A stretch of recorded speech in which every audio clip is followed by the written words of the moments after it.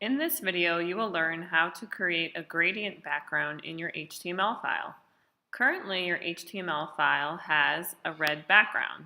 I can tell because in the body style, I have background red. So currently, this is what my website looks like. Now, if I wanted to add a gradient background, what I would need to do is manipulate my style in my body element in order to change my background to a gradient background.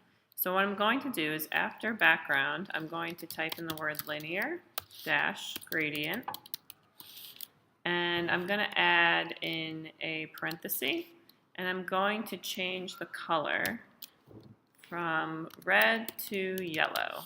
So this is two colors. And then I'm going to close my parenthesis. All is well. Green is good to go. I go up to publish, deploy as web app, latest code, and now I can see I'm bleeding from red to yellow, which is nice, but I want the entire website to bleed from red to yellow. I don't want these three different sections. So in order to change that up, I come back to my HTML file, and I need to add style to my HTML file. In this case, I'm going to add a height of 100%. So that's going to stretch my gradient background to the entire web page, 100%.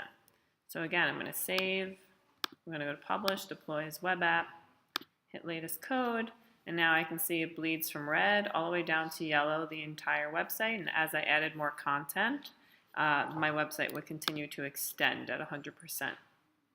Now let's say you wanted to add, this is a linear gradient, but let's say you wanted it to go to the right. So instead, right in front of the word red, I'm going to do to right, comma, and if I save it and run, so now my colors instead should run from right to left. So I have my red all the way on the left side, and then it bleeds over to yellow on the right side. And again, I could do the opposite. I can make it from left to right. So I would save,